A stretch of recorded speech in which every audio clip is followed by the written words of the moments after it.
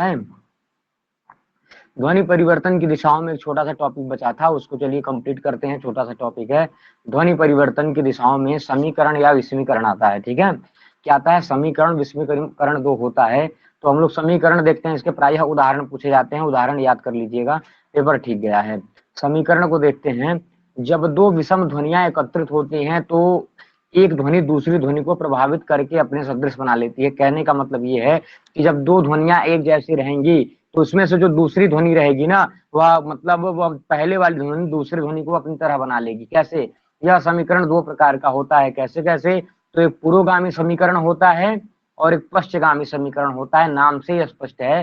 पुरोगामी अर्थात जो है पूर्ववर्ती, मतलब पिछला अनुकरण करने वाले को पिछले की तरह जब बन जाएगी तो वह पुरोगामी होगा, और पश्चगामी मतलब बाद वाले जैसी पिछली ध्वनि बन जाएगी तो उसको पश्चगामी ध्वनि मतलब समीकरण कहते हैं।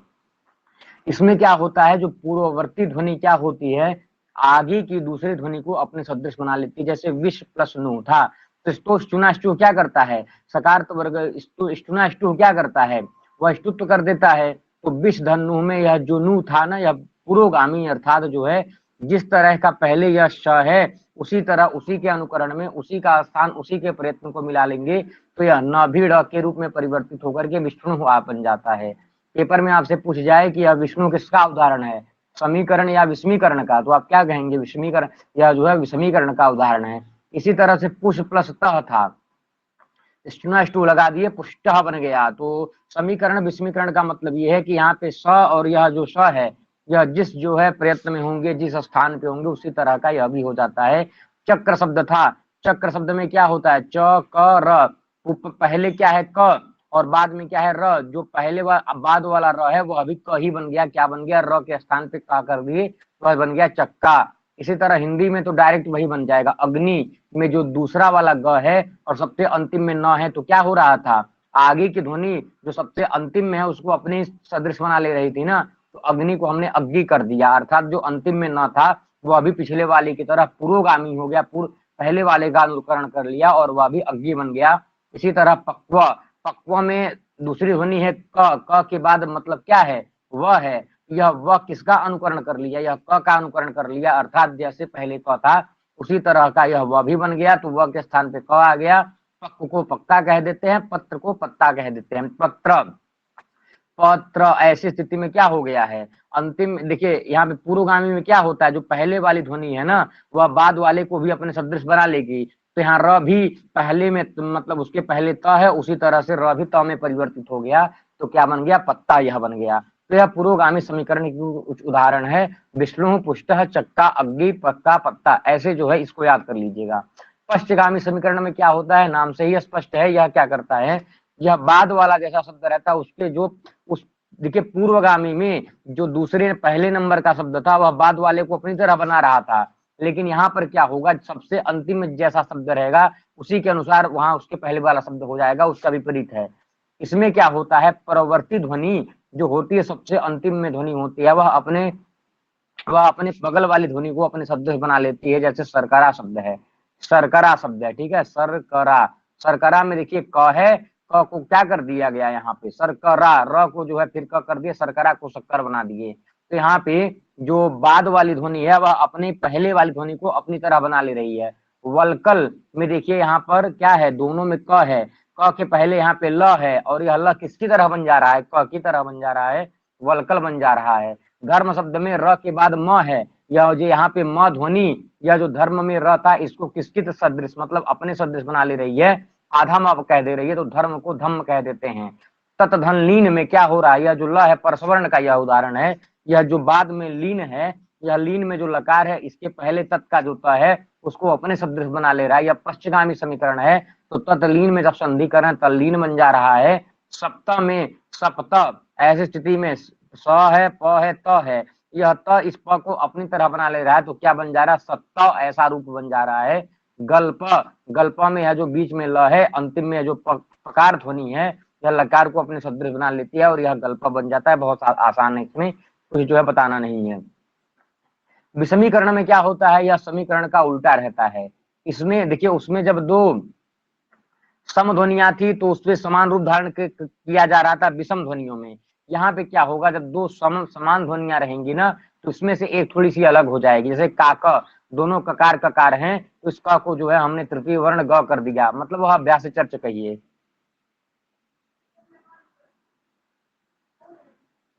क का एक बार बता दीजिए कृपया।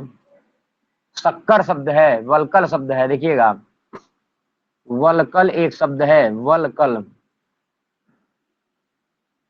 वलकल में क्या कह रहा था, जो परवर्ती ध्वनि है, परवर्ती ध्वनि यह क है, यह किसका लकार का रूप धारण कर ली।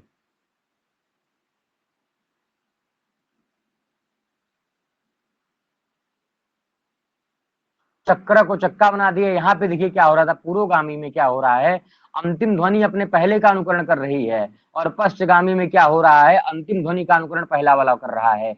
इसमें क्या है, विष्णु में क्या हो रहा है, यह जो सकार है, यह सकार ही सकार की तरह यह न भी हो जा रहा है तो विष्णु बन जा रहा है। जैसे देखिए चक्र शब्द है, चक्र, ऐसी स्थिति है चक्र की, यहाँ पे क है, इस र के स्थान पे भी क कर देते हैं, बन जाता है चक्का, ऐसा बना देते हैं।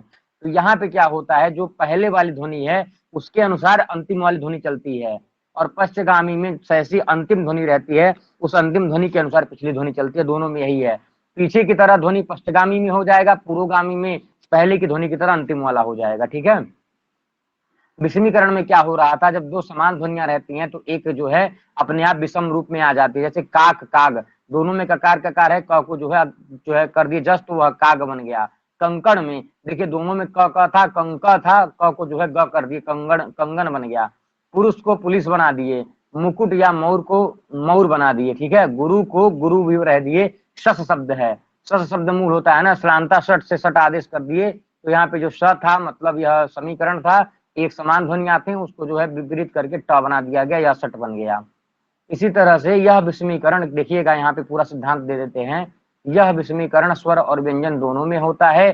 संस्कृत में जो लिट लकार होता है बभूव बभूवतु बभूवुः में, और लुंग लकार मतलब जो है किसमें होता है, लुंग लकार अभूत इत्यादि में, और जो है सन प्रत्यय में यह कोष्ठु जो काम करता है कवर्ग को चवर्ग करता है।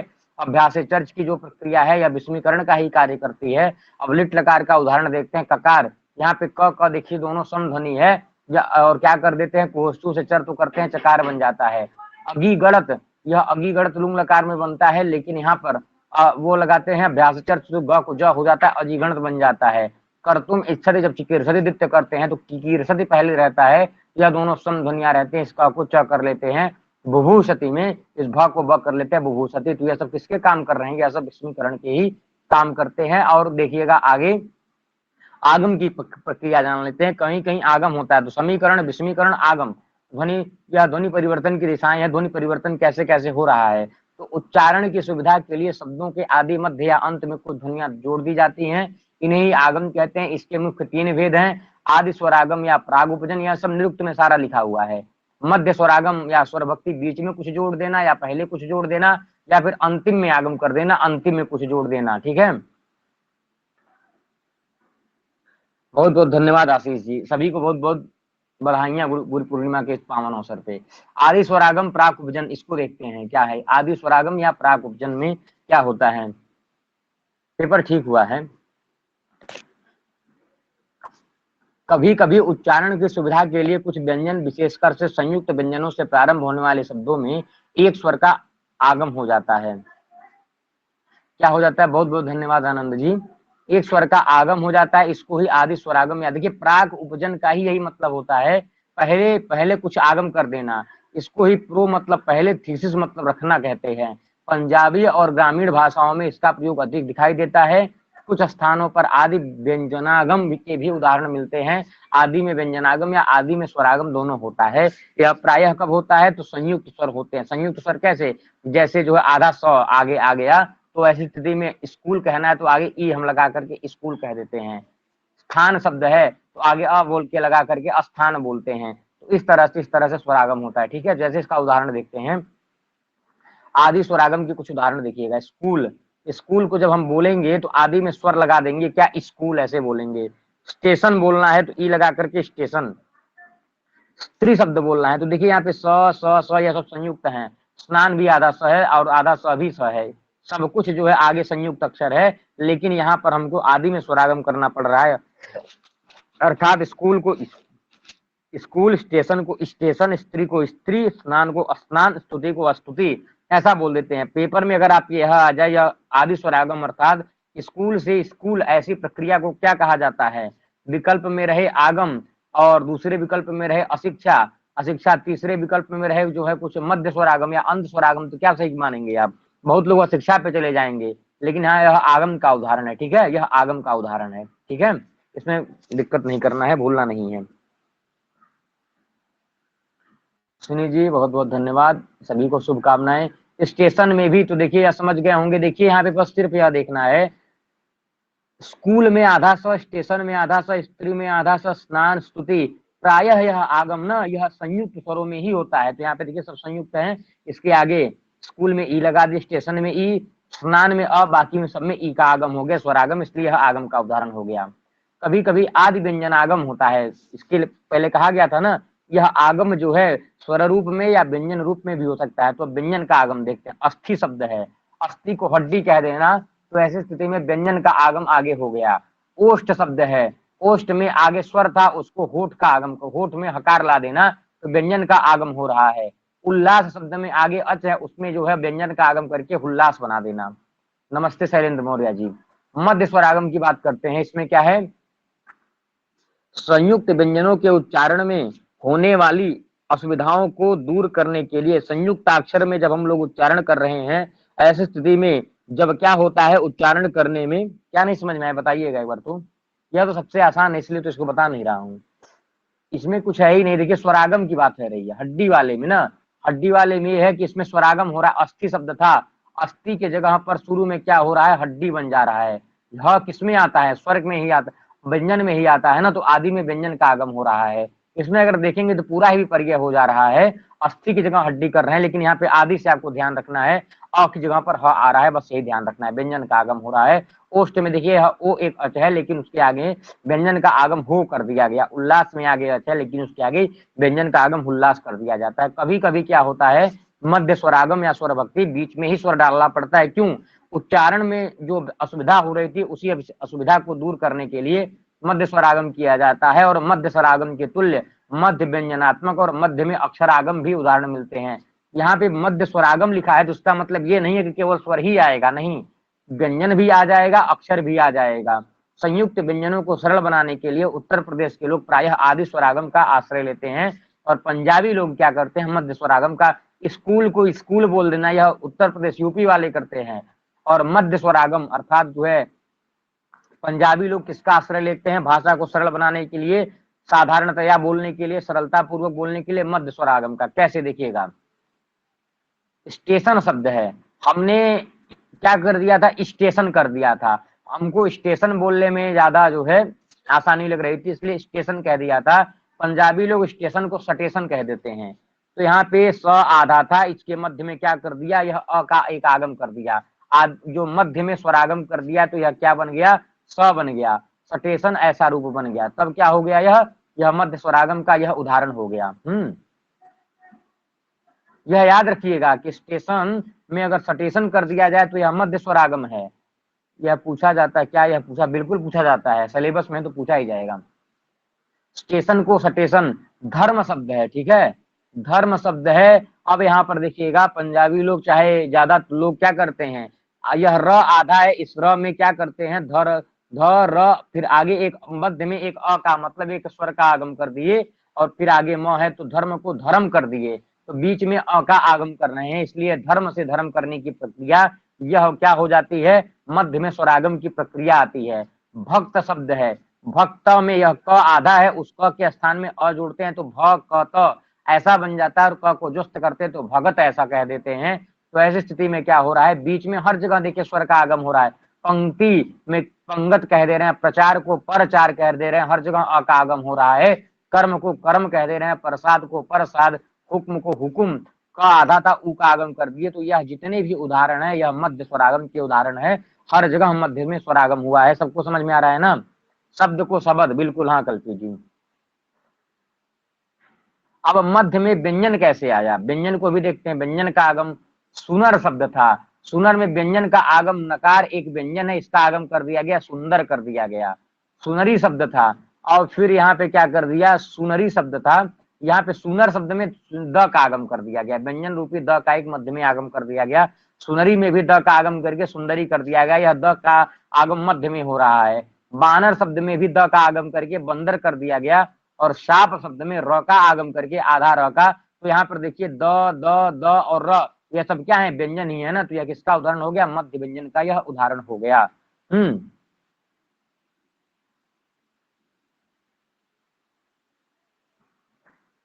कहने का मतलब ज्यादातर आधे अक्षर को पूरा पूरा बोला जाता है।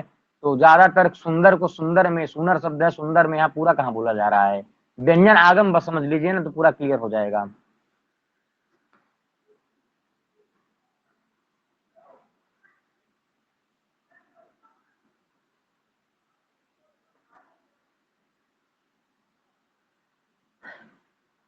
मध्य में अक्षर का आगम, अभी हम लोगों ने व्यंजन का आगम, स्वर का आगम देख लिया था। अक्षर का आगम कैसे हो रहा है, ताम्र शब्द है, ताम्र में अक्षर का आगम करके तांबड़ा बना लिए। खल शब्द में र का आगम करके खरल बना लिए। आलस शब्द में क का आगम करके आलकस बना लिए। इस तरह से संस्कृत में प्राप्त होने वाले द्विध रूप, सवर्ण को सुवर्ण वेद में प्रयुक्त होना, पृथ्वी को पृथ्वी, स्वर को सुवर आदि, यह सब किसके उदाहरण है, मध्य स्वरागम या स्वर भक्ति के उदाहरण है। संस्कृत में स्वर्ण भी प्रयोग मिलता है, सुवर्ण भी प्रयोग मिलता है, पृथ्वी भी मिलता है, पृथ्वी भी मिलता है, स्वर भी मिलता है, सुवर भी मिलता है। तो यह सारी चीजें मध्य स्वरागम या स्वर भक्ति के यह उदाहरण है। वैदिक संस्कृत में भी स्वर भक्ति के उदाहरण मिलते हैं, जैसे इंद्र को इंदर कह देना, यहाँ पे देखिए जो है आगम हो रहा है मध्य स्वरागम। दर्शत को दर्शत कह देना, मध्य स्वरागम। वर्षतु को वरिषतु कह देना या वरिषतु कर देना, यह भी मध्य स्वरागम। देखिए मध्य में क्या हो रहा है, ई का आगम हो रहा है, री का आगम हो रहा है।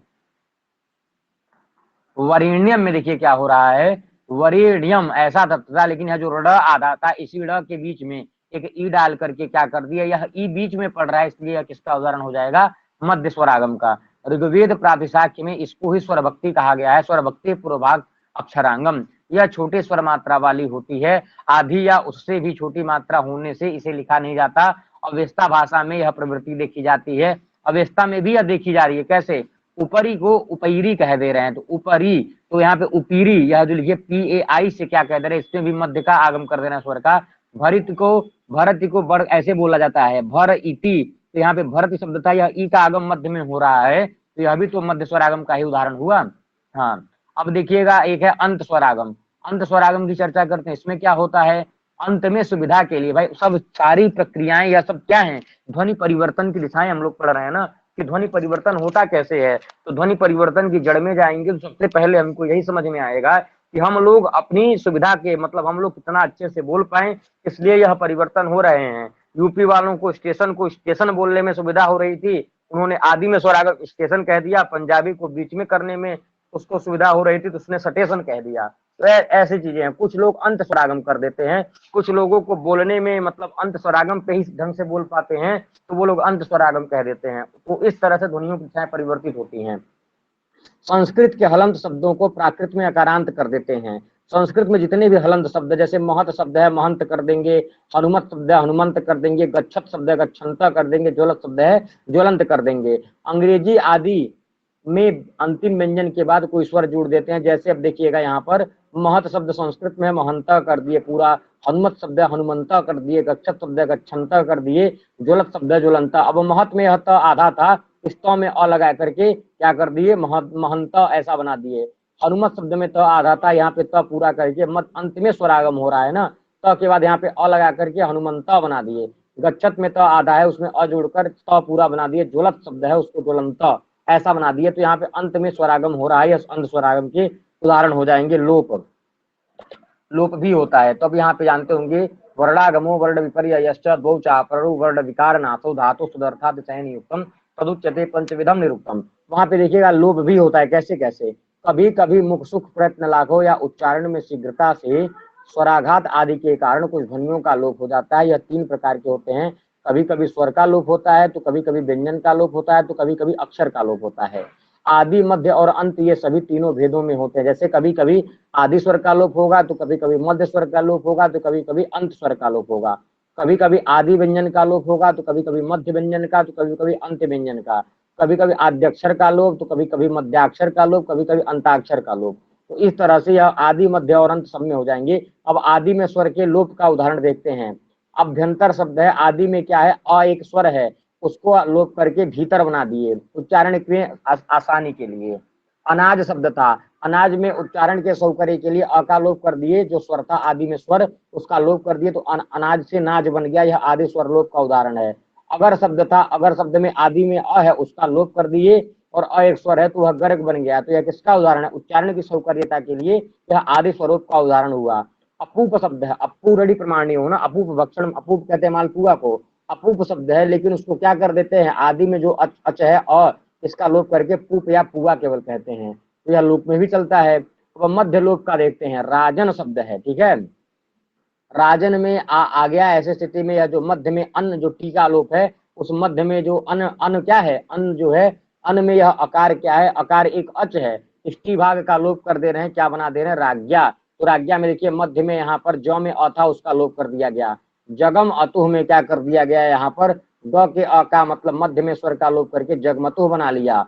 डू नॉट में, अब देखिए डू नॉट में क्या है, यन के बाद यह ओ है, यह स्वर है कि नहीं, अंग्रेजी में ए ई आई ओ यू यही स्वर होते हैं ना, तो यहाँ पे ए ई आई ओ यू, ओ एक स्वर में आ गया, इस ओ का लोप कर दिए, डोंट बना दिए। Story, S T O R Y, तो यहाँ पे आर ई वाई, यहाँ पे जो यह ई है, इस ई का लोप किए कि नहीं किए, जो देखिए ई भी वावेल में आता है, तो इस ई का लोप किए, स्टोरी बन गया। इस तरह से होता है। अंत में स्वर लोप कैसे हो रहा है भाई, घर शब्द है, घर में र में अ है, अंतिम के स्वर का लोप करके घर बना दे रहे हैं। राम शब्द पूरा है, म के अ का लोप करके राम कर दे रहे हैं। शिला शब्द में, शीला शब्द में ला में आ है, उसको लोप करके सिल बना दे रहे हैं, तो यह सब अंत स्वर लोप के उदाहरण हो गए। आदि में व्यंजन का लोप कैसे हो रहा है, फटाफट चलते हैं, इसमें कुछ करना नहीं है, बस देखते रहिए आप लोग। स्थाली शब्द में आदि में व्यंजन है, नहीं नहीं, बस समझ जाइए, कुछ ऐसा उदाहरण दिया जाएगा, जैसे एक बार स्कूल और स्कूल का पूछा था, तो इसमें यह किसके उदाहरण है, तो आगम के उदाहरण है, बस ऐसे पूछ देता है कि स्कूल इति कृते, स्कूल मतलब ऐसा शब्द करने पर यह किसका उदाहरण बनेगा, आगम का या शिक्षा का, ऐसा एक प्रश्न आया था, ठीक है, तब मैं बताता हूँ, और यह सिलेबस में भी है इसलिए चल रहा है। थाली में दोनों ही देगा, हाँ, और क्या, ऐसा थोड़ी है गर केवल आपसे पूछ दिया जाएगा, गर किसका उदाहरण, नहीं, अगर को गर पूछा गया था, स्कूल को, स्कूल करने की प्रक्रिया को क्या कहा जाता है, स्कूल शब्द है, स्कूल को स्कूल ऐसा करते हैं, चाहे स्कूल ऐसा करते हैं, इस प्रक्रिया को क्या कहा जाता है, आगम हो रहा है ना, पूरा दोनों उदाहरण दिया जाएगा। हाँ, अरे ध्वनि परिवर्तन में भी सबको पूरा का पूरा दिया जाता है। आदि में व्यंजन का लोप कैसे हो रहा है, देखिए यहाँ पर स्थाली में आगे स एक आधा है, यहाँ पे भी स आधा है, यहाँ पे भी स आधा है, यहाँ पे भी स आधा है। थाली को थाली कर देना, स्थान को थान कर देना, स्कंद को कंधा कर देना, शमशान को मसान कर देना। आदि में व्यंजन का लोप है, इसमें कुछ बताना नहीं है। मध्य में व्यंजन का लोप कैसे हो रहा है, कति शब्द है, कति शब्द है, कति में क्या है, या त में क्या है, ई है, तो कति को कई कर देना, रात्रि में क्या कर देना, रात री, र का लोप कर देना, रात बना देना। पंक्ति में क्या कर देना, पंक्ति में यह क का लोप कर देना, देखिए क एक व्यंजन है, पंक्ति में क का लोप बन दिया और पांच बना दिए।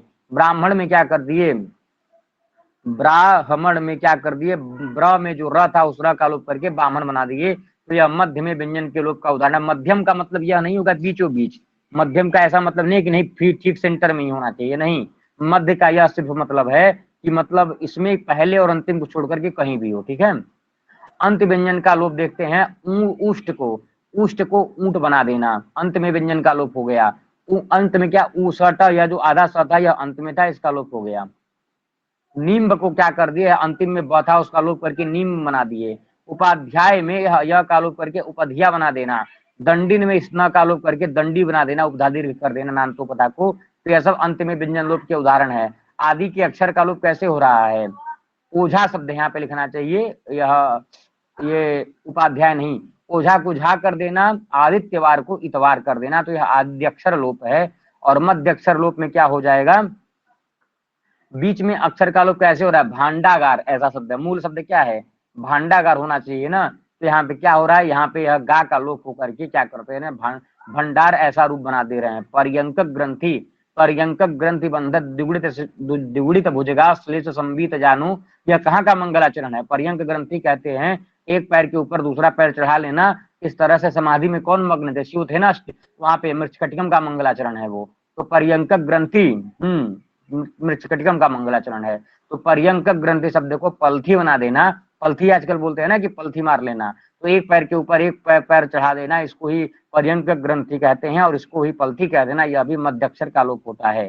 अंतिम में अक्षर का लोप कब होता है? अंत्याक्षर का लोप समझ लीजिए, माता में ता का लोप करके माँ बना देना, व्यंग्य में यह का लोप करके व्यंग बना देना, यह सब अंतिम अक्षर के लोप हैं। समाक्षर लोप, इसमें क्या होता है, इसको अक्षर लोप और सम ध्वनि लोप कहते हैं। मतलब जो जब दो ध्वनियां एक ही जैसी हो तो एक का लोप हो जाता है। जहां पर दो समान ध्वनियां एक के बाद दूसरी आए तो वहां पर उच्चारण की सुविधा के लिए एक का लोप कर दिया जाता है। जैसे सेव वृद्ध, यहाँ पे वकार वकार दो बार आ रहा था, उसको सेवृद्ध कर दिए।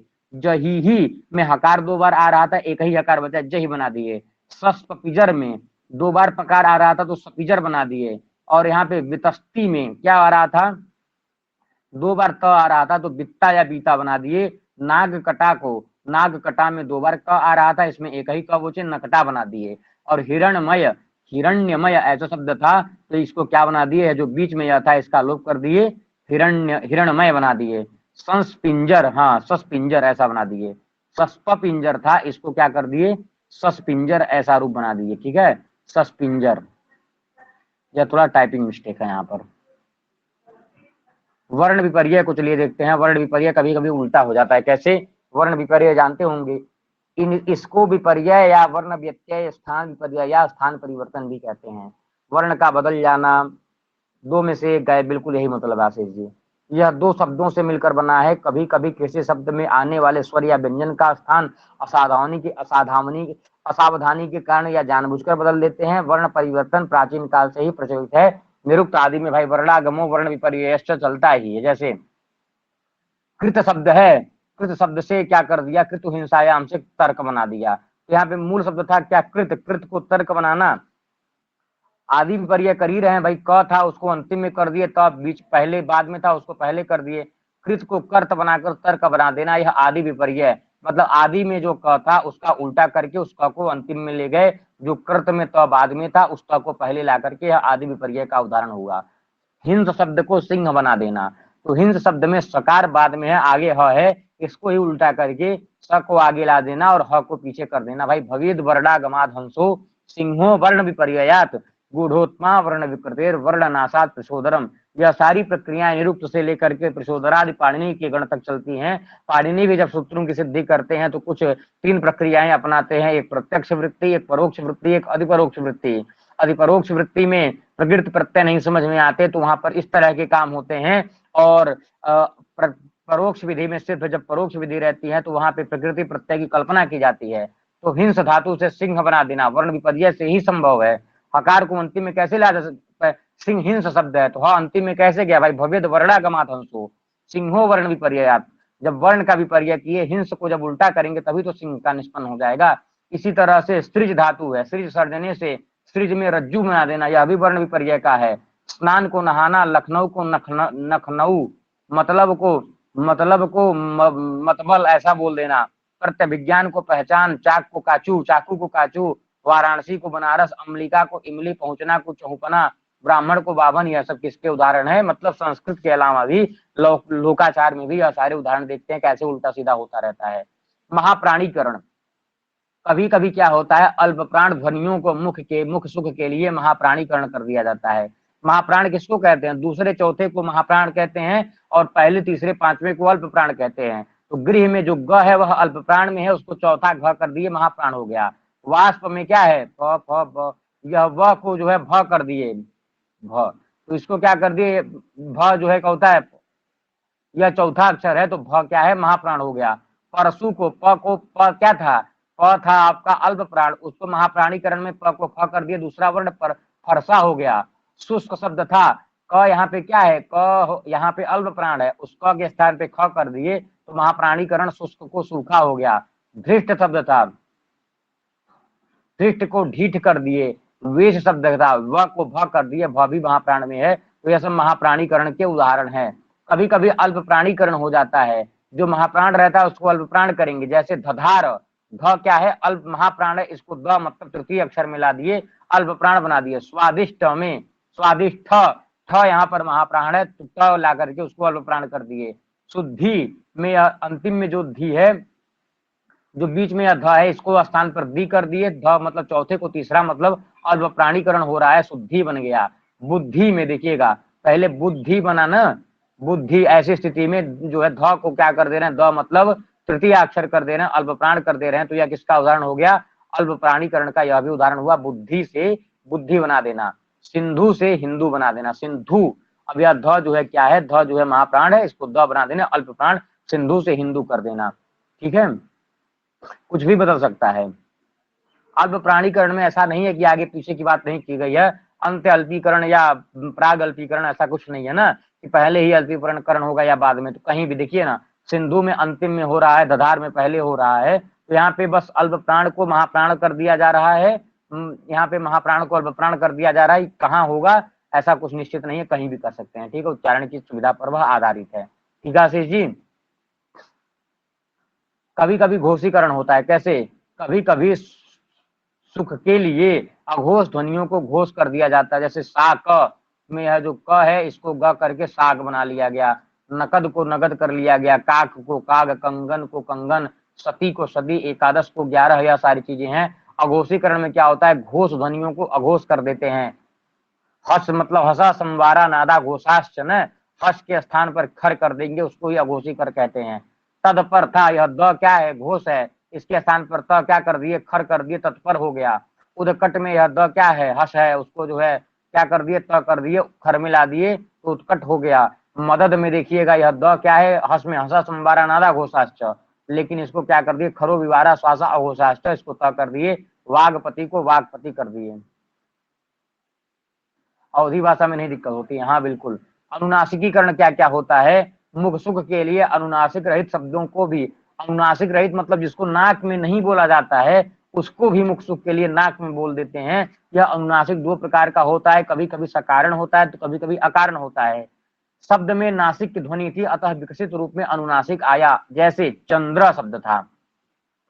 देखिए यह अनुनासिकीकरण कब कब होता है, अनुनासिकीकरण क्या होता है, कभी कभी जो ध्वनियां नाक से नहीं बोली जाती थी लेकिन उसको जबरदस्ती नाक से बोलना शुरू कर दिया गया, तो उसको अनुनासिकीकरण कहते हैं। और यह दो प्रकार से होता है, एक सकारण, सकारण का मतलब मूल धातु में अनुनासिक दिखी तब हमने किया, एक बार अकारण अर्थात हमको कहीं अनुनासिक दिखा ही नहीं फिर भी हम लोगों ने अनुनासिक कर दिया। तो भाई सकारण के उदाहरण चंद्र, तो यहाँ पे न एक अनुनासिक है, अंधकार में न एक अनुनासिक है, कंपन में म एक अनुनासिक है, तो चंद्र को चांद कर देना, अंधकार को अंधेरा कर देना, कंपन को कांपना कर देना। तो यहाँ पे जो यह ऊपर या चंद्रबिंदी लगी है अनुनासिक वाली, यह सकारण परिवर्तन हुआ है। ऐसा नहीं है कि यह जो है चंद्र में, चंद्र या अंधकार या कंपन में पहले से अनुनासिक था, नहीं, यहाँ पे अनुनासिक पहले से ही था इसलिए वह अनुनासिक हुआ, तो इसको यह सकारण की कोटि में डाल दिए। अकारण देखिए कैसे होता है, अकारण में क्या होता है, शब्द में नासिक की ध्वनि नहीं थी फिर भी हो गया, विकसित अवस्था में आगे, जैसे अक्षी शब्द है, अक्षी शब्द में कहाँ अनुनासिक है, कहीं कुछ नहीं है, लेकिन अक्षी शब्द को आंख कह दिए। अश्रु शब्द में कहीं भी अनुनासिकीकरण नहीं हुआ है लेकिन उसको आंसू कह दिए। इष्टका शब्द में कहीं भी बिंदी नहीं है, कहीं भी अनुस्वार नहीं है लेकिन उसको ईंट कह दिए। तो यह अकारण जो है अनुनासिकीकरण किया जा रहा है, तो यह समझ में आ गया होगा सबको। एक बार बताइएगा, उष्मीकरण को देखते हैं। कुछ ध्वनियों को उष्म वर्गों में परिवर्तित कर दिया गया, जैसे केंटुम वर्ग की भाषाओं को क ध्वनि शतम वर्ग की संस्कृत अवस्था भाषा में श या स में प्राप्त कर दिया गया। केंटुम वर्ग की ककार को, मतलब केंटुम वर्ग में जो ककार था उसको शतम, शतम मतलब अवस्था में और शतम मतलब संस्कृत में क्या कर दिया गया, उसको स या श कर दिया गया। जैसे हमने केंटुम स के लिए प्रयुक्त किया तो यही क संस्कृत में तालव्य स के रूप में आ गया, और यही क जो है अवस्था में शतम के रूप में आ गया। इसी तरह से ओक्टो शब्द है, ओक्टो शब्द जो है 8 का पर्यायवाचक है केंटुम भाषा में, मतलब केंटुम वर्ग में 8 को ओक्टो कहा जाता है। तो यहाँ पे जो क है या संस्कृत में अष्ट बना दिया गया, तो यही चीज कहते हैं उष्मीकरण किया जाता है, कभी कभी उसमें परिवर्तित किया जाता है। तो यह क को स या स कर देना उष्मीकरण का ही उदाहरण है ना, कभी कभी संधि कार्य होता है।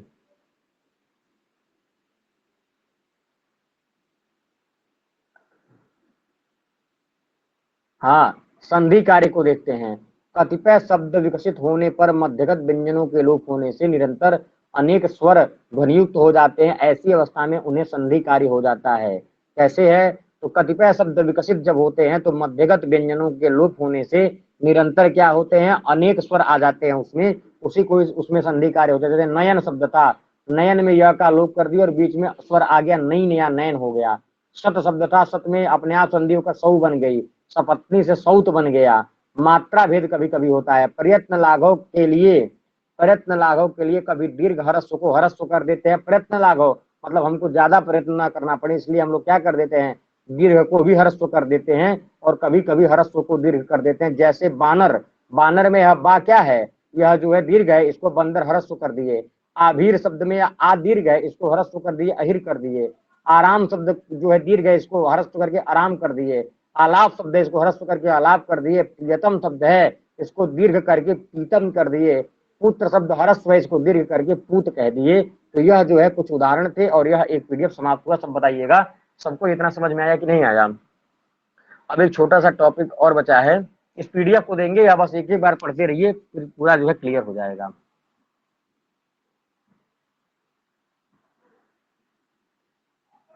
देखिए अब हम लोगों को भाषा विज्ञान का यह सिलेबस का टॉपिक है। भाषा की परिभाषा देख चुके हैं, भाषाओं का वर्गीकरण आकृति मूलक परिवारक देख लिए हैं, ध्वनियों का वर्गीकरण स्पर्श संघर्षी अर्धस्वर स्वर संस्कृत ध्वनियों के विशेष संदर्भ में, और इसके बाद ध्वनि परिवर्तन के कारण ध्वनि नियम ग्रीम ग्रासमान वर्नर, अर्थ परिवर्तन की दिशाएं भी देख लिए, आज ध्वनि परिवर्तन की दिशाएं देख लिए, कारण देख लिए। अब उसके बाद से भारोपीय परिवार का सामान्य परिचय यह भी देख लिए थे। वैदिक संस्कृत एवं लौकिक संस्कृत में अंतर यह भी देख चुके हैं। अब सिर्फ बचा है भाषा तथा वाक में अंतर और भाषा तथा बोली में अंतर, यह दो टॉपिक बचा है। और एक छोटा सा टॉपिक बचा है वाक्य का लक्षण व भेद, और एक मानवीय ध्वनि यंत्र यह बचा है। तो मानवीय ध्वनि यंत्र का इसको जो है पीडीएफ दे दूंगा, इसमें कुछ नहीं है, 3 पेज में, वो स्पेक्ट्रोग्राफ प्लेटोग्राफ और उसमें जिह्वा वगैरह पढ़ना है तो उसको भेज दूंगा, वह पढ़ लीजिएगा, इतना इंपॉर्टेंट भी नहीं है। तो यही हमारे में बचा है। क्या क्या, यह मानवीय ध्वनि यंत्र एक टॉपिक बचा है, सारा कंप्लीट हो गया। वाक्य का लक्षण व भेद बचा है, भाषा तथा वाक में अंतर और भाषा तथा बोली में अंतर, इसके अलावा सब हो चुके हैं। तो यहाँ पर मानवीय ध्वनि यंत्र को छोड़ करके आज पूरा समाप्त कर दूंगा और मानवीय ध्वनि यंत्र के लिए पीडीएफ दे दूंगा, उसको पढ़ लीजिएगा, ठीक है। तो भाषा तथा वाक में अंतर जानने से पहले हम लोग भाषा की परिभाषा एक बार और पढ़ लेते हैं, यद्यपि पहले दिन यह हुआ था, लेकिन एक बार और देख लेते हैं। स्फुट वाक करणोपातो भावाभिव्यक्ति साधक संकीर्तितो ध्वनिभ्राता सा भाषा तुच्यते बुधई, यह कपिल कहते हैं भाई, संकीर्तितो ध्वनिभ्राता संकेतक ग्रह का जो साधन होता है, हम अपनी इच्छाओं को जिस माध्यम से बताते हैं, जिस ध्वनि समूहों के माध्यम से व्यक्त रूप अर्थात मुंह से बोलते हैं, उसी को ही भाषा कहते हैं।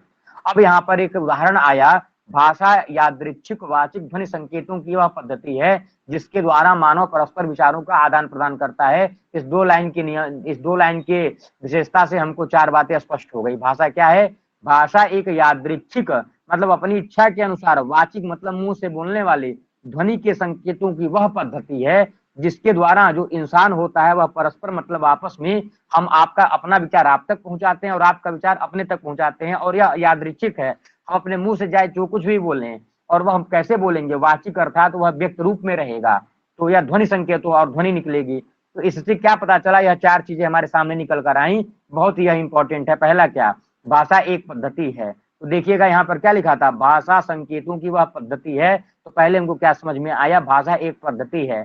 दूसरा क्या था, ध्वनि संकेतों की वह पद्धति है, अर्थात भाषा क्या है, संकेतात्मक है, यह भी बात है। यह उदाहरण बिल्कुल याद रखिएगा।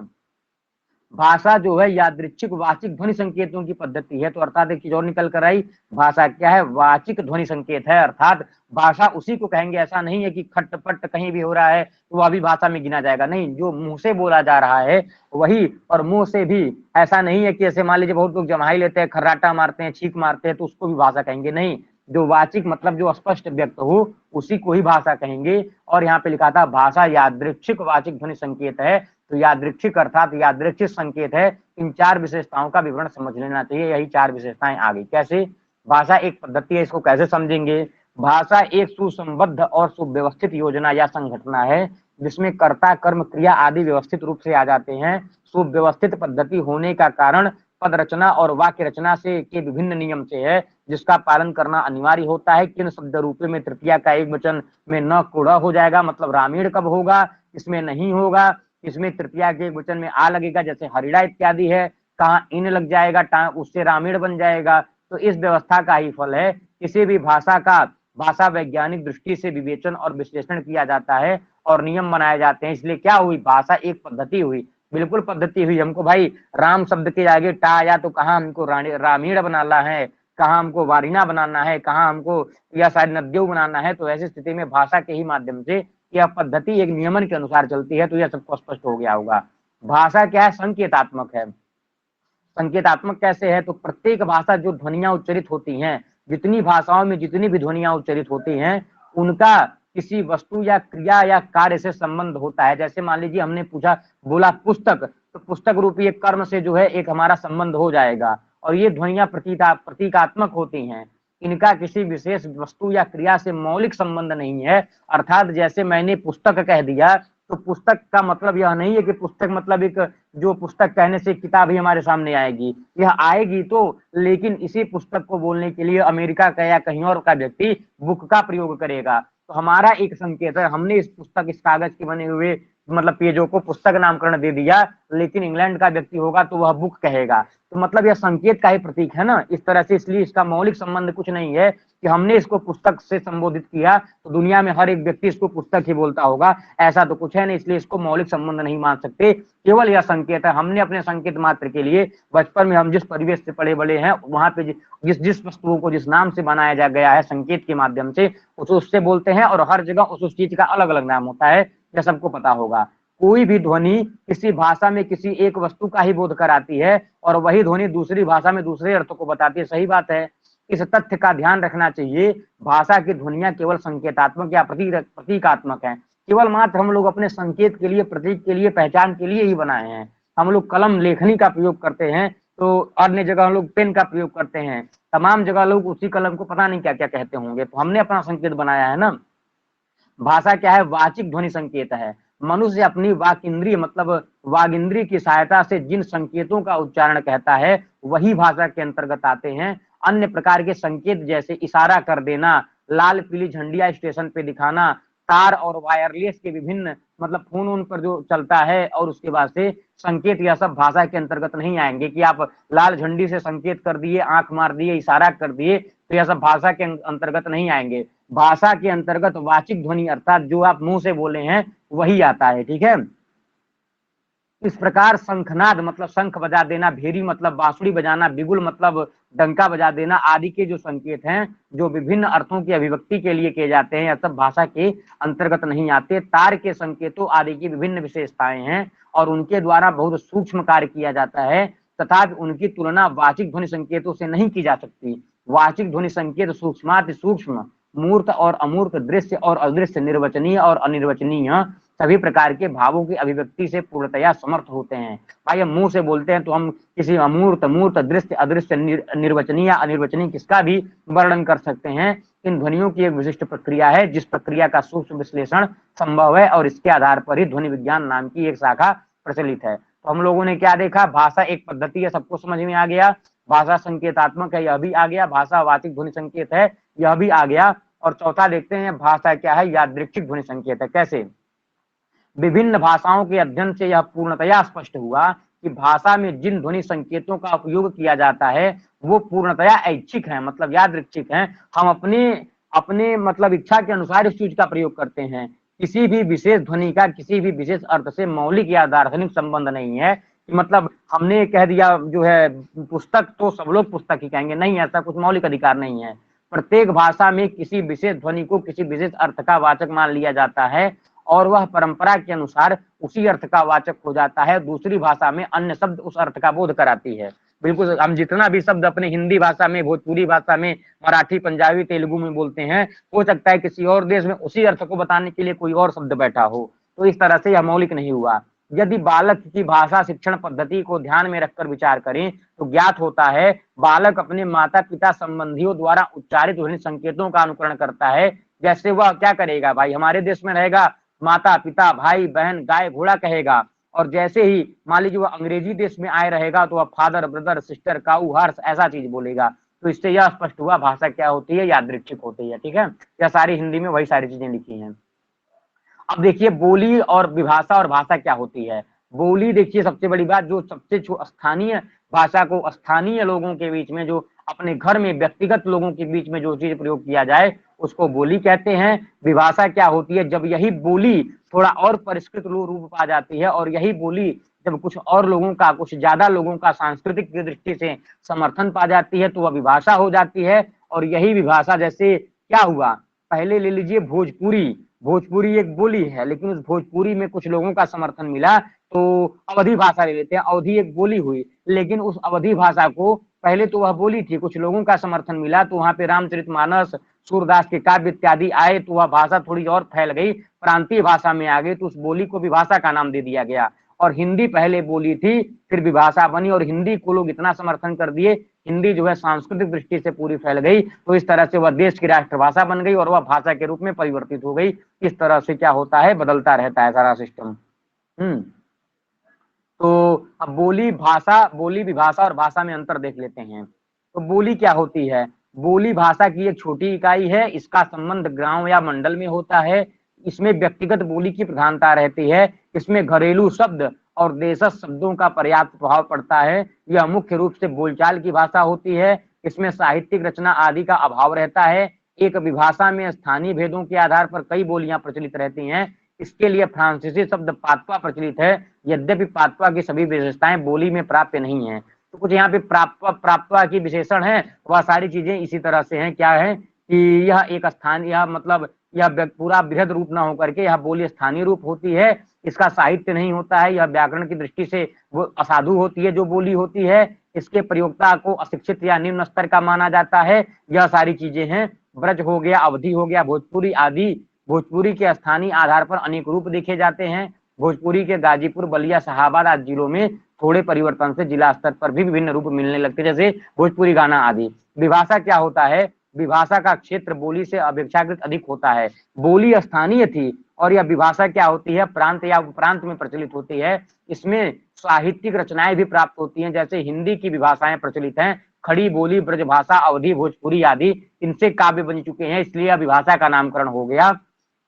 विभिन्न बोलियां राजनीतिक, सांस्कृतिक आदि आधार पर अपना क्षेत्र बढ़ा सकते हैं और साहित्य रचना, देखिए इसका क्षेत्र बड़ा कैसे होता है, मतलब बोली कब विभाषा बनती है, कब भाषा बनती है, जब उसका सांस्कृतिक, किसी भी बोली का सांस्कृतिक प्रभाव बढ़ने लगे, मतलब उसको, उसका उपयोग करने वाले ज्यादा लोग हो जाएं, तो वही बोली भाषा। ऐसा नहीं कि एक बोली जो है आज बोली है तो वह जीवन भर बोली ही नहीं रहेगी, नहीं, उसके प्रयोग करने वाले, उसके संस्कृत, उसकी संस्कृति में आने वाली कई लोग हो जाए तो वह कल को विभाषा या भाषा का रूप धारण कर सकती है। हिंदी एक क्या थी, एक स्थानीय भाषा हो रही होगी, फिर वह प्रांत हुई, फिर उसके बाद पूरे देश में व्याप्त हुई, इसलिए उसको राष्ट्रभाषा बना दिया गया। तो इस तरह से बोली, विभाषा और भाषा का कन्वर्सेशन चलता रहता है।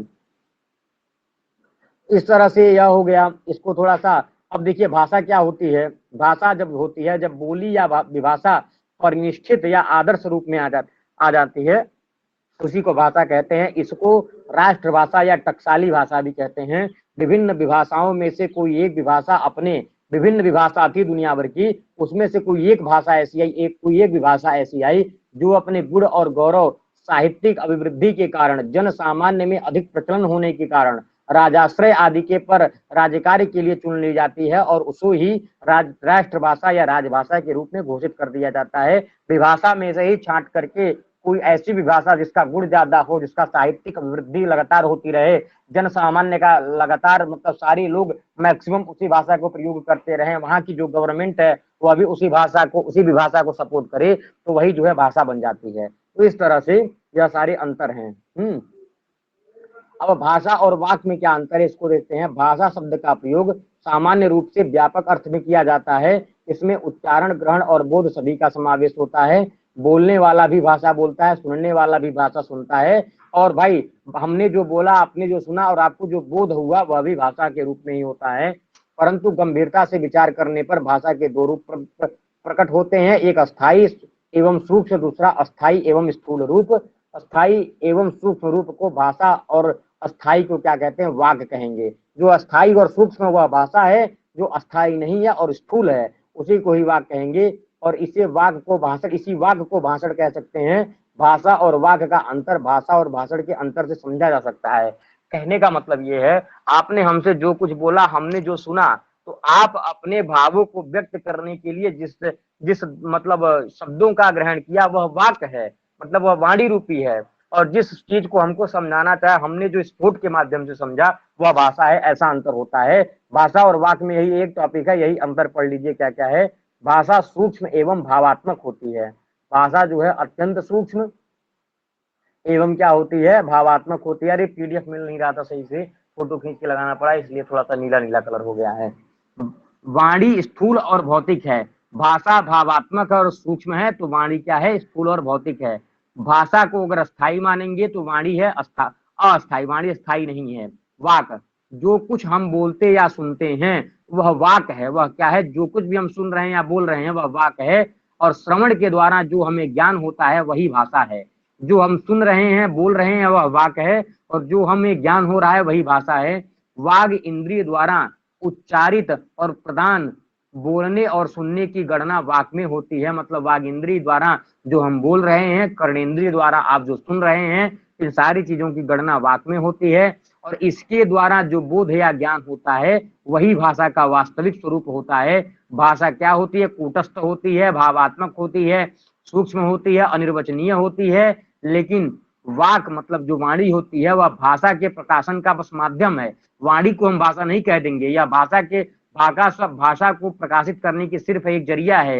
यह स्थूल एवं नश्वर है, यह वाणी नष्ट हो सकती है, भाषा नहीं हो सकती है। इसका निर्वचन या विश्लेषण हो सकता है भाई, एक एक शब्दों को पकड़ करके, एक एक वाणी के अक्षर को पकड़ करके निर्वचन कर सकते हैं। इसी आधार पर ध्वनि विज्ञान अंग की सत्ता है। वाक्य पदीय के शब्दों में भाषा को स्फोट कहेंगे और वाक को क्या कहेंगे, नाद कहेंगे। कहते हैं ना, नादस्य क्रम जन्मत्वात् न पूर्वो न परश्च अक्रम क्रम रूपेण भेदवा निजायते। स्फोट में भाई कोई भी मतलब वो भेद नहीं होता है, लेकिन नाद के माध्यम से वह पता चलता है। भाषा साध्य है तो वाग एक साधन है, वाग इंद्रिय साधन है।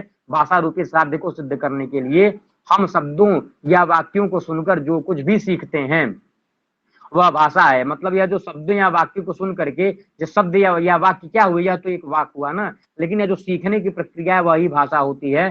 भाषा को सीख करके जो हम बोलते हैं वह वाक होती है। इस प्रकार भाषा के बोध पक्ष को भाषा कहेंगे, वाणी के बोध पक्ष को भाषा कहेंगे, और उच्चारण एवं श्रवण पक्ष को वाक कहेंगे।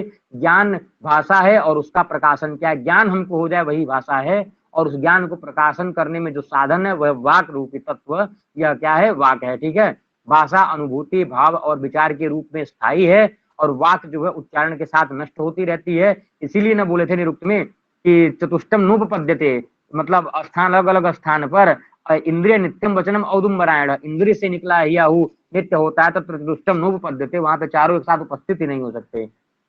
एक वाक्य को 20 बार बोलने पर भी वाक्य की 20 इकाइयां होंगी। हम लोगों ने कलम कलम कलम कलम 20 बार बोल दिया, तो वाक मतलब हम 20 बार हम उस वाक मतलब वागेंद्रिय द्वारा उसका 20 बार बोलेंगे और 20 इकाइयां उसकी तैयार होंगी। लेकिन भाषा की वह एक ही इकाई मानी जाएगी, अर्थात यह केवल पुस्तक की बात कर रहा है, कलम की बात कर रहा है। भाषा क्या है, ज्ञान की समष्टि है, और वाक उसकी क्या है, अभिव्यक्ति है, अर्थात उसको स्पष्ट करने का साधन है। वाक्य और व्याकरण भाषा के अंग हैं, परंतु उच्चारण और ग्रहण वाक्य के अवयव हैं। यह जो है भाषा और बोली में अंतर हो गया। इसके प्रश्न ऐसे ही आ सकते हैं ना कि इसमें मतलब भाषा का कौन सा भेद नहीं है, वाक्य का कौन सा इसमें लक्षण नहीं है। तो हो सकता है पहले प्रश्न में आपको डाल दिया जाए कि जो बोली या वाक होती है यह प्रदेश स्तर की चाहे देश स्तर की होती है, तो यह पहला ही गलत हो जाएगा। बोली तो भाई प्रांत मतलब स्थानीय स्तर की होती है, तो प्रदेश स्तर नहीं हो जाएगा ना। ये इस तरह से प्रश्न आते हैं, पढ़े रहेंगे। तो अब देखिए यह जो है उसी चीज को किया गया। अब वाक्य की परिभाषा हमारे सिलेबस में है।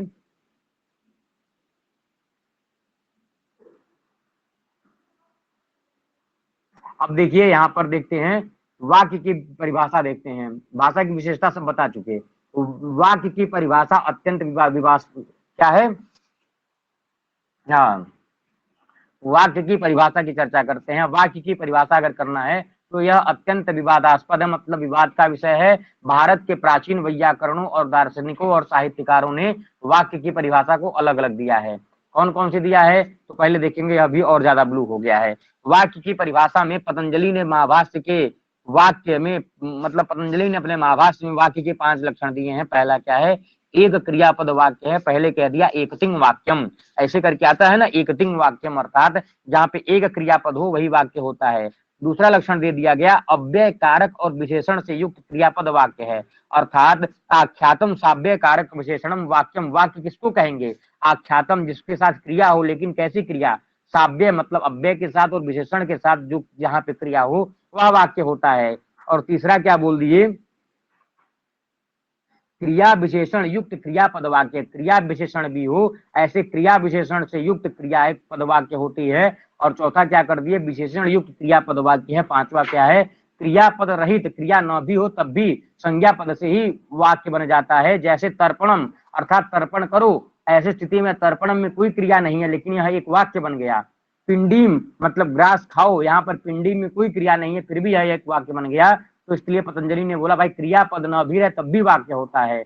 मीमांसकों, नैयायिकों और साहित्य शास्त्रियों ने साकांक्ष पद समूह को ही वाक्य माना है। कैसे, आचार्य विश्वनाथ ने आकांक्षा, योग्यता और आसक्ति से युक्त पदों के समुच्चय को ही वाक्य माना है। लिखा है ना, वाक्यम स्याद योग्यता, आकांक्षा, आसक्ति युक्त पदोच्चय, यह साहित्य दर्पणकार कहते हैं। और आचार्य भर्तृहरि ने अपने पूर्ववर्ती वैयाकरणों और दार्शनिकों के मतों का संग्रह वाक्य पदीय में करते हुए वाक्य की निम्नलिखित परिभाषाएं दी हैं। कौन कौन सी है, क्रियापद को ही वाक्य कहते हैं, जहां पे क्रिया हो उसको वाक्य कहेंगे। क्रिया युक्त हो और कारक आदि का समूह हो तो उसको वाक्य कहते हैं। तमाम लक्षण हो सकते हैं इसके लिए, ऐसा नहीं कोई एक पर्टिकुलर लक्षण है। शुरू में लिखा था ना कि अत्यंत विवादास्पद है। कुछ लोग वाक्य पदीयकार क्या बोले, क्रिया एवं कारकादि के समूह में जो रहने वाली जाति है उस जाति को ही वाक्य कहते हैं।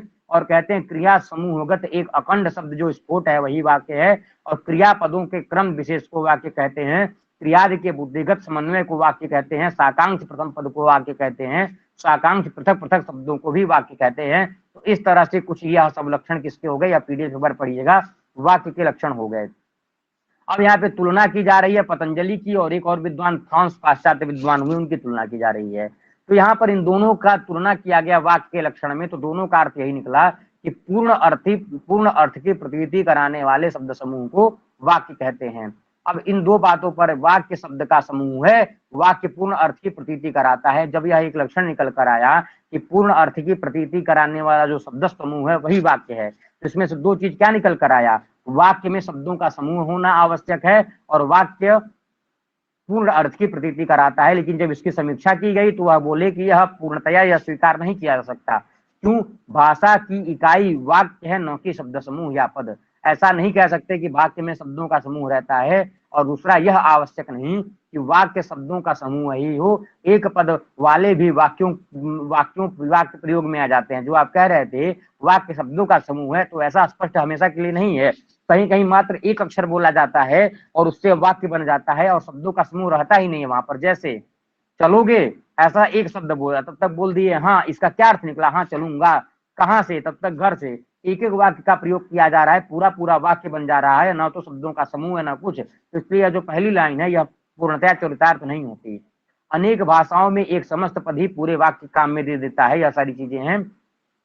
अब यहाँ पे कहते हैं कि एक लक्षण और आया, भाषा की लघुतम पूर्ण सार्थक इकाई को वाक्य कहते हैं। सार्थम लघिष्टम, भाई सार्थक होना चाहिए, लघिष्टम मतलब छोटा होना चाहिए, पूर्णार्थम पूर्ण अर्थ को बताए। ऐसे वाक्यम साथ भाषणांगम अर्थात जो है भाषा की लघुतम पूर्ण सार्थक इकाई को ही वाक्य कहते हैं। इस तरह से वह सारी चीजें सच अवश्यम वाक्य संज्ञा वक्तव्य समान वाक्याधिकाष्ट या कुछ वाक्य के लक्षण दिए जा रहे हैं। वाक्यों के प्रकार देख लीजिए। वाक्यों के प्रकार में यह बड़ा इंपॉर्टेंट टॉपिक है। विभिन्न दृष्टिकोण से विचार करने पर भाषा में प्रयुक्त तो वाक्यों के अनेक प्रकार दृष्टिगोचर होते हैं। इनका संक्षेप निम्न प्रकार से है। पहला है आकृति मूलक, दूसरा है रचना मूलक, तीसरा अर्थमूलक भेद, चौथा है क्रियामूलक भेद, पांचवा है शैली मूलक भेद। अब यहाँ पे क्रम से देखते हैं। आकृति मूलक ये सारी चीजें हम लोग पढ़ चुके हैं, तो इसमें जो है ज्यादा नहीं घुसेंगे। वह आकृति मूलक भेद अर्थात आकृति मूलक वर्गीकरण। विश्व की भाषाओं का आकृति मूलक भेद किया जाता है। प्रकृति और प्रत्यय तो या अर्थ तत्व या संबंध तत्व किस प्रकार से मिलते हैं, इसके आधार पर चार वाक्य मिले। एक अयोगात्मक मिला, अयोगात्मक में चीनी इत्यादि, सृष्टि योगात्मक, असृष्टि योगात्मक, प्रसृष्टि योगात्मक, यह सब हो चुका है। अयोगात्मक में क्या हुआ, प्रकृति प्रत्यय अर्थ तत्व संबंध तत्व मिला हुआ नहीं रहता था। अयोगात्मक भाषाओं में प्रकृति प्रत्यय अलग अलग थे, इसमें कारक चिन्ह एकदम स्वतंत्र थे। चीनी भाषा अयोगात्मक है, इसमें पदक्रम निश्चित है, मतलब क्या है, स्थान की महत्ता होती है। ताजीन बोलेंगे तो बड़ा आदमी, यहाँ पे जीन पहलेंगे ता अंतिम में करेंगे तो आदमी बड़ा है। ऐसे स्थान परिवर्तन से अर्थ परिवर्तन हो रहा है, तो यह किसका उदाहरण हो गया, अयोगात्मक का। सृष्टि योगात्मक में क्या हो रहा था, यहाँ पर जो है प्रकृति प्रत्यय ऐसे मिले थे जिनको ढूंढना थोड़ा कठिन पड़ जा रहा था।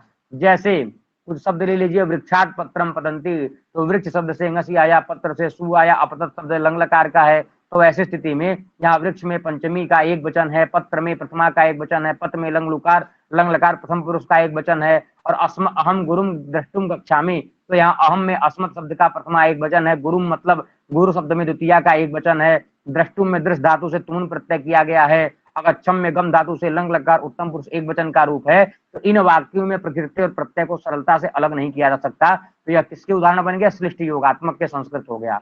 अश्लिष्ट योगात्मक में क्या हुआ? यहाँ पर प्रत्यय और प्रकृति घनिष्ठता से मिले नहीं रहेंगे। जैसे इम एल इम डे की मतलब मेरे हाथ में है, एम हाथ इम मेरा, ऐसे करके यहाँ पे देखिए प्रकृति प्रत्यय बिल्कुल अलग अलग है। तो यह अश्लिष्ट योगात्मक में ऐसी भाषाएं आ गई। प्रश्लिष्ट योगात्मक में बहुत घनिष्ठ चिपकाव था। यह कैसे? दधिघृतन न्याय की वजह से। जैसे चेरोकी और बास्क भाषा इसका उदाहरण है। पूर्ण प्रश्लिष्ट चेरोकी होती है। नाथोलिनिन ऐसा शब्द अर्थात हमारे पास नाव लाओ, तो यह नाथोलिनिन शब्द में हम न प्रकृति समझ पाएंगे न प्रत्यय। और बास्क में यह आंशिक प्रश्लिष्ट होता है, अर्थात प्रश्लिष्ट तो होगा लेकिन आंशिक रूप से। जैसे इसका उदाहरण हो गया हकारत, अर्थात मैं तुझे ले जाता हूँ। और यही चीज भोजपुरी भाषा में भी मिलती है। भोजपुरी में कहा जाता है सुन, मैंने सुन लिया है, और भोजपुरी में बोला जाता है सुन ले हली। तो ऐसी स्थिति में सुन ले हली ऐसा शब्द में क्या होता है? न प्रकृति समझ में आएगा न प्रत्यय समझ में आएगा। मेरठ और गुजराती ऐसे हो जाते हैं। अब देखिए पहला हमने देखा क्या? रचना मूलक तत्व। अब दूसरा हम लोग देख रहे हैं आकृति मूलक भेद देख लिए। अब अश्लिष्ट में अरबी और हिब्रू है ना? हाँ, अश्लिष्ट में नहीं है, श्लिष्ट में ही है। श्लिष्ट अंतर्मुखी है अरबी हिब्रू, और श्लिष्ट बहिर्मुखी हिंदी और संस्कृत है ना।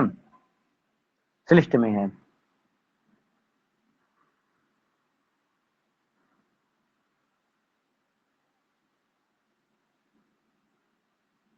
जी, अब हम लोगों ने आकृति मूलक देख लिया, बचा रचना मूलक। रचना मूलक क्या होता है? एक मिनट, बस खत्म होने वाली है, इसको समाप्त करते हैं फिर चलते हैं। एक मिनट।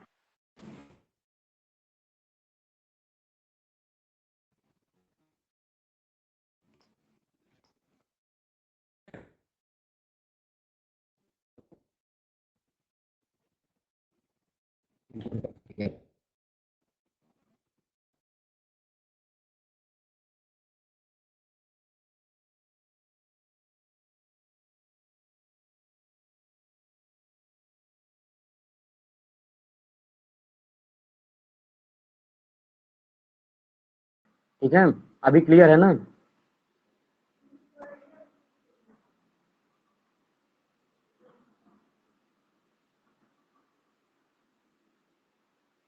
यहाँ से वाक्य की ये वाक्य के जो प्रकार हैं यहाँ से प्रश्न आ चुके हैं, इसलिए ये कह रहा था।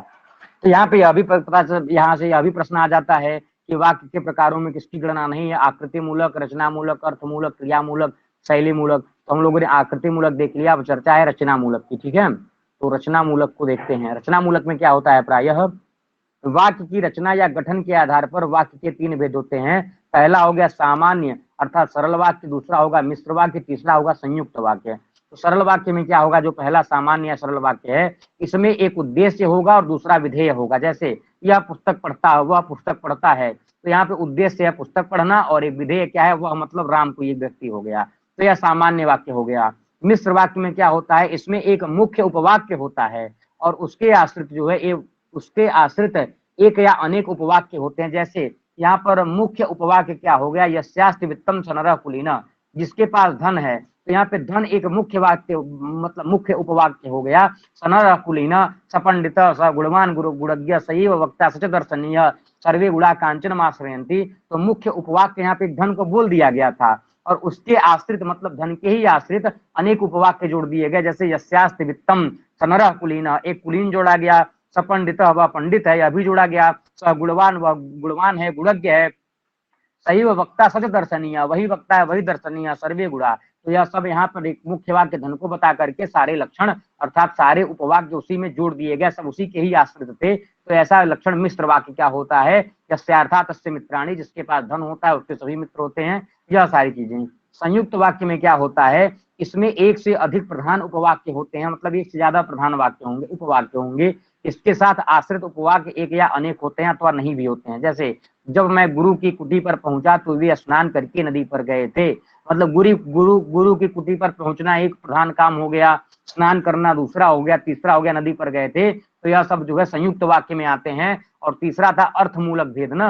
अर्थमूलक भेद में क्या होता है, यह कभी विधि वाक्य में होता है। देखिए यहाँ पर देख सकते हैं एक बार, आकृति मूलक, रचना मूलक, तीसरा है अर्थमूलक। तो अर्थमूलक के तमाम भेद होते हैं। पहला है विधि वाक्य। विधि वाक्य मतलब कृष्ण काम करता है, मतलब यहाँ विधि की जा रही है। निषेध मतलब कृष्ण काम नहीं करता है। प्रश्न वाक्य मतलब क्या कृष्ण काम करता है, और अनुज्ञा मतलब आज्ञा देना तुम करो। संदेह वाक्य मतलब कृष्ण काम करता होगा ऐसा संदेह करना। इच्छार्थक वाक्य मतलब ईश्वर तुम्हें सद्बुद्धि दे।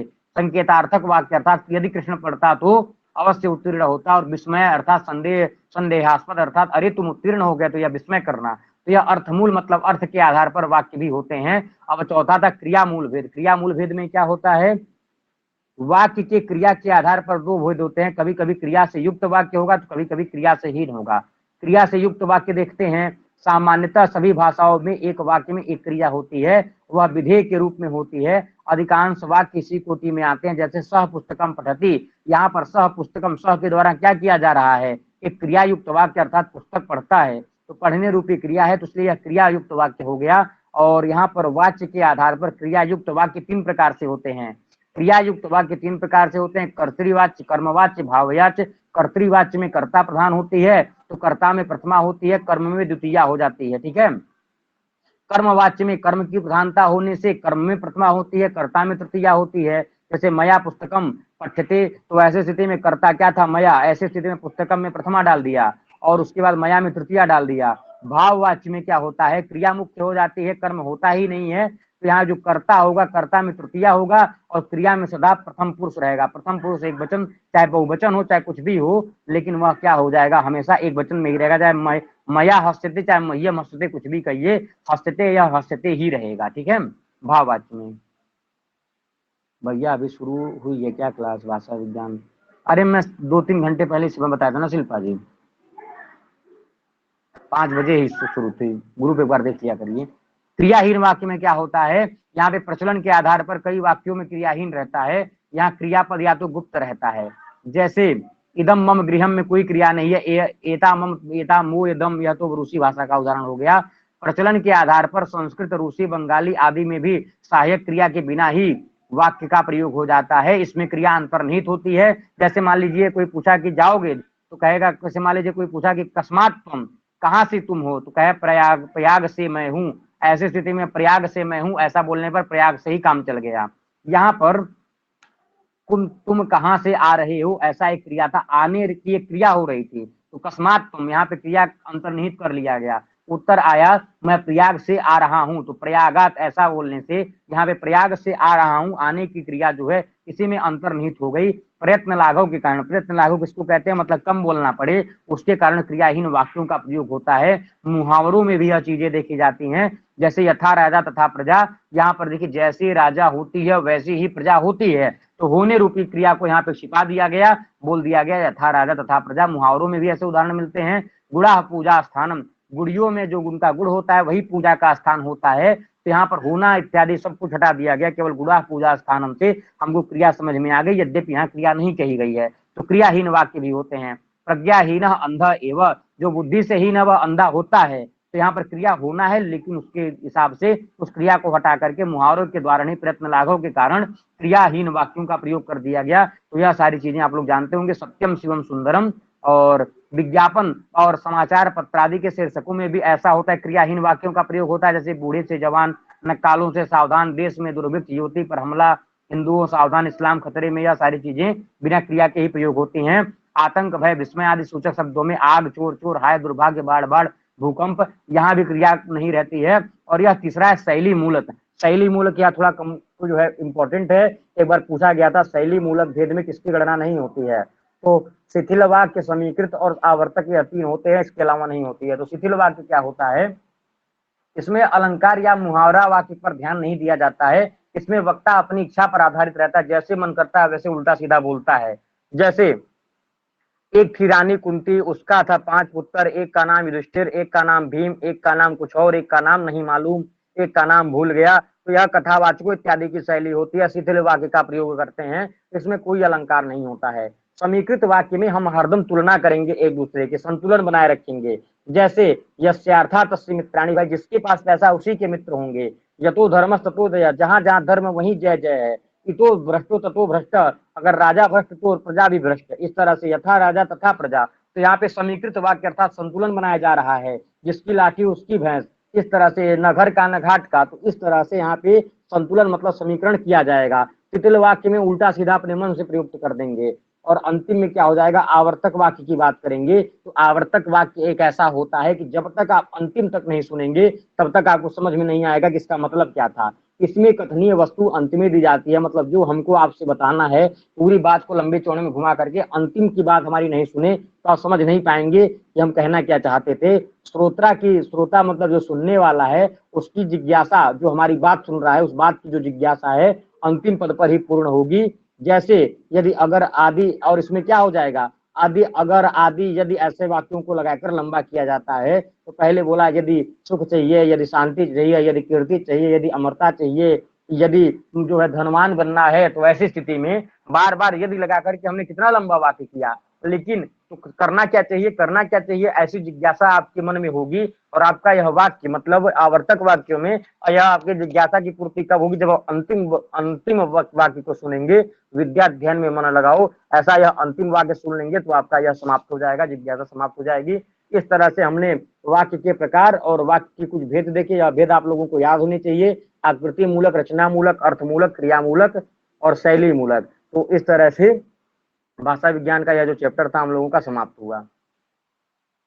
आपका अलग से कोई ग्रुप है क्या भाई साहब? जी है, एक बनाया हूं ना, वही ऐड हो जाइए उसमें।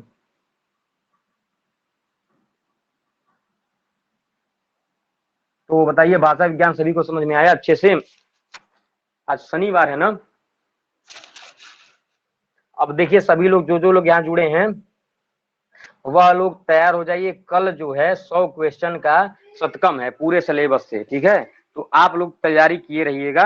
और कल शतकम अर्थात 100 क्वेश्चन है, पूरे सिलेबस से होगा।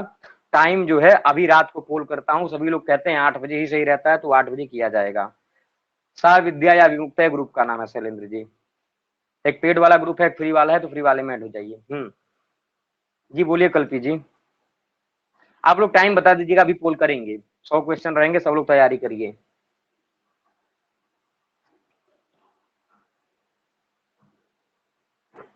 8 बजे ही रहेगा अशोक जी, हाँ 8 बजे ही रहेगा, वही शाम का ही टाइम देंगे। आज वही रात को है। ऐसा करो कि 1 3 5 7 9 इन यूनिट को का शतकम करवा, इन यूनिट का शतकम रखें कल।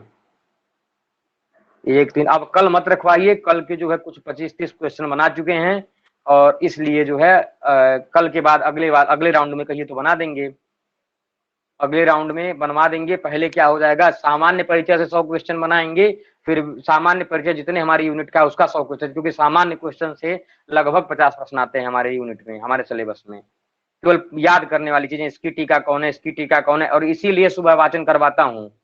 और इसका वाचन जब तक इसको याद नहीं करेंगे, 50 प्रश्न रट्टा मारने वाले विषय हैं। 50 प्रश्न समझना है तो 50 प्रश्न रट्टा मारना है। तो वाक्य पदियम जी, हाँ भाषा विज्ञान के बाद अब वाक्य पदियम ही शुरू करते हैं परसों से, वह 2 दिन में खत्म हो जाएगा। तो इसीलिए सुबह का रिवीजन कर क्लास चालू करवाया गया है 26, और उसको जो है हमारा पेपर चल रहा है 1 तारीख से नया कोर्स लॉन्च कर रहे हैं, जिसमें अभी भी चल रहा है रिवीजन। डेली 1 यूनिट का रिवीजन अच्छे से होता है, 1-2 यूनिट का होता है। तो 1 तारीख से केवल 1 यूनिट का रिवीजन 2 घंटे में करवाएंगे।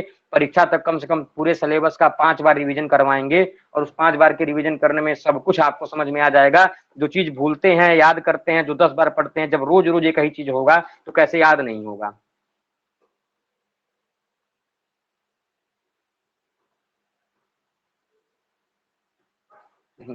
हाँ सही कह रहे हैं जी। वह रिवीजन क्लास पेड में है। पेड क्या है, उसमें मात्र 500 फीस है और पूरा दिन उसके पीछे मेहनत करता हूँ। सुबह 2 घंटे की क्लास, 11 बजे क्लास, फिर 4 बजे फ्री की क्लास, रात में 50 क्वेश्चन बना के टेस्ट अपलोड करना, 9:30 बजे की क्लास।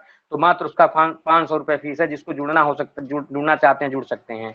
500 उसके लिए कुछ भी नहीं है। दिन भर में 6 घंटे की क्लास हो, इतना टेस्ट किया जाए, तो जो लोग जुड़े हैं उनसे पूछ सकते हैं कितना फायदा हो रहा है। ठीक है, जो भी जुड़ना चाहेंगे बताइएगा। हाँ, पूरा दिन जो है 2 घंटे सुबह रिवीजन अगर आप कर लिए तो शैलेंद्र जी फिर संपर्क करिए, अगर जुड़ना है तो। जो भी लोग जुड़ना चाहते हैं जुड़ सकते हैं। कल जो है टेस्ट दीजिए, डेली 50 क्वेश्चन वहां पे अपलोड करते हैं। जितने भी लोग जुड़े सबको सब लोग जान सकते हैं। हाँ,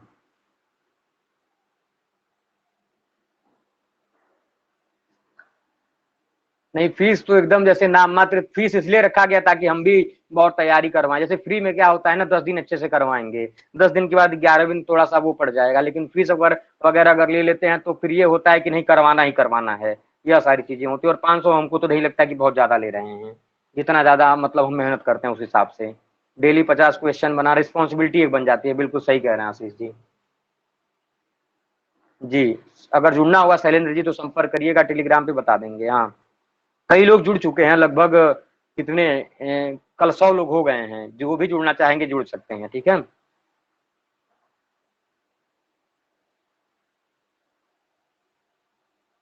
ठीक है, सभी को बहुत बहुत धन्यवाद।